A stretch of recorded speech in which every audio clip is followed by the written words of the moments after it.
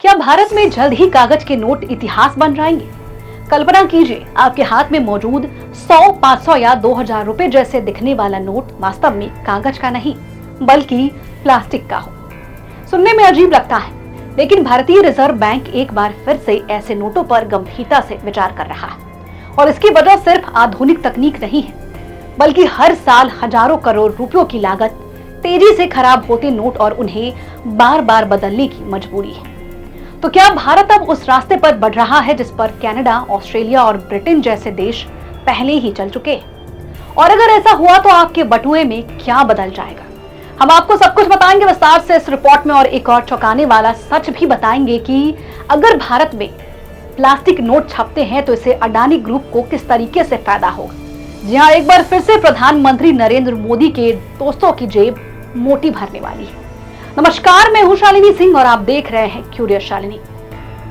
भारत में प्लास्टिक यानी कि पॉलीमर करेंसी को लेकर चर्चा एक बार फिर से तेज हो गई। हाल ही में पटना और मुंबई में हुई आरबीआई बोर्ड की बैठकों में पॉलीमर नोटों का प्रस्ताव सामने आया, और ये कोई अचानक लिया गया फैसला बिल्कुल भी नहीं। इसके पीछे वर्षों का डेटा, बढ़ती लागत और करेंसी प्रबंधन की चुनौतियां हैं। आरबीआई के आंकड़े बताते हैं कि देश में नोट छापने और उन्हें बदलने का खर्च लगातार बड़ा मुद्दा बना हुआ है। ऐसे में सवाल उठता है कि क्या मौजूदा कागजी नोट अब अपनी सीमाओं तक पहुंच चुका है? इस पूरे रिपोर्ट को समझाने से पहले सबसे पहले हम आपको ये बता देते हैं और ये समझा देते हैं कि आखिर पॉलीमर नोट होता क्या है। देखिए, सामान्य कागजी नोटों के विपरीत पॉलीमर नोट एक विशेष प्रकार के प्लास्टिक पदार्थ से बनाए जाते हैं, और इसकी सबसे बड़ी खासियत यही है इसकी लंबी उम्र। जी हाँ, इसकी उम्र लंबी होती है क्योंकि ये जल्दी फटते नहीं। इन पर गंदगी और नमी का असर कम होता है, और भारत जैसे देश जहां नोट लाखों हाथों से गुजरते और अलग अलग मौसम का सामना करते, और ये एक बड़ा फायदा माना जाता है। दिलचस्प बात यह है कि इस विचार से पहली बार परिचित भारत नहीं हो रहा है। साल 2012 में भी पॉलीमर नोटों का परीक्षण किया गया था, लेकिन वो प्रयोग पायलट प्रोजेक्ट से आगे नहीं बढ़ पाया। लेकिन अब लगभग 14 साल के बाद ये विचार फिर से चर्चा का केंद्र बन चुका है, और इस बार वजह कहीं ज्यादा मजबूत दिखाई दे रही है। लेकिन इस पूरी कहानी का सबसे ज्यादा चौंकाने वाला पहलू ये है कि अडानी समूह पहले से लगभग 35,000 करोड़ रुपए के विशाल पीवीसी और पॉलीमर प्रोजेक्ट में निवेश कर रहा है। ऐसे में पॉलीमर नोटों को लेकर ये चल रही चर्चाएं इस बात को भी लेकर देखी जा रही है, निवेश से अडानी से जोड़कर देखी जा रही है कि अगर पॉलीमर नोट छपते हैं तो अडानी को इसका कैसे फायदा मिलेगा। लेकिन अभी तक इसकी कोई आधिकारिक घोषणा नहीं हुई है कि अगर भारत में नोट छपते हैं तो जिम्मेदारी किस कंपनी को दी जाएगी। लेकिन आरबीआई की सालाना रिपोर्ट एक और दिलचस्प तस्वीर पेश करती है। वित्त वर्ष 2024-25 में नोट छापने की लागत बढ़कर लगभग 6,372 करोड़ रुपयों तक पहुंच गई थी। हालांकि अगले वित्त वर्ष में यह घटकर 4,875 करोड़ रुपए रह गई, लेकिन असली कहानी सिर्फ नोट छापने की लागत की बिल्कुल भी नहीं। बड़ी चुनौती है नोटों का तेजी से खराब होना। जब कोई नोट फट जाता है या गंदा हो जाता है या उपयोग के लायक नहीं रहता है तो उसे चलन से हटाना पड़ता है, और फिर उसकी जगह नए नोट छापने पड़ते हैं, और यही प्रक्रिया बार बार दोहराई जाती है। ताजा आंकड़ा के अनुसार वित्त वर्ष 2025-26 में चलन से हटाए गए नोटों में सबसे बड़ा हिस्सा 500 रुपए और 100 रुपयों के नोटों का था। अब सोचिए कि सैकड़ों करोड़ नोट हर साल सिस्टम से बाहर हो रहे हैं, और हर बार उनकी जगह नए नोट छापने पड़ते, और यही से पॉलीमर नोटों का तर्क मजबूत होता जा रहा है।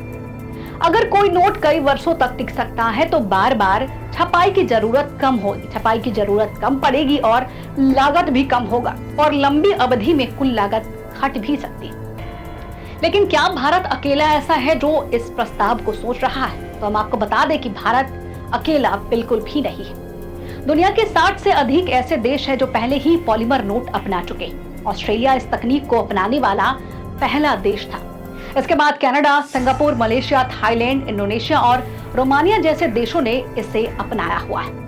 बता दें कि ऑस्ट्रेलिया, कनाडा और ब्रिटेन तो पूरी तरीके से पॉलीमर करेंसी पर शिफ्ट हो चुका है, और इन देशों का अनुभव बताता है कि लंबे समय में पॉलीमर नोट अधिक टिकाऊ साबित होते हैं। और यही कारण है कि भारत में भी इस विकल्प पर दोबारा गंभीर रूप से चर्चा हो रही है। डेटा लगातार ये संकेत दे रहा है कि केवल अधिक नोट छापना समाधान बिल्कुल भी नहीं।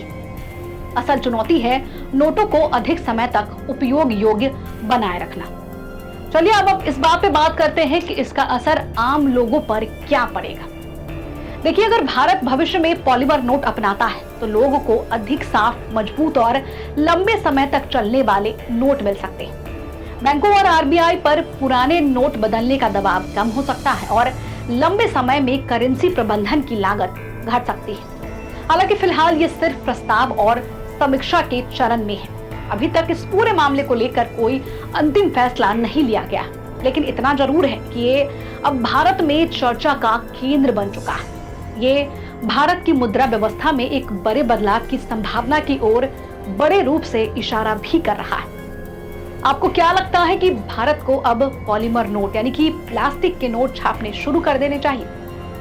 14 साल पहले शुरू हुआ एक प्रयोग आज भारत की आर्थिक चर्चा का सबसे बड़ा हिस्सा बन चुका है। प्लास्टिक नोट सिर्फ एक तकनीक नहीं है, बल्कि वो उस सवाल का जवाब खोजने की कोशिश है जो हर साल हजारों करोड़ रुपयों की लागत और करोड़ों खराब हो रहे नोटों के रूप से सामने आ रहा है।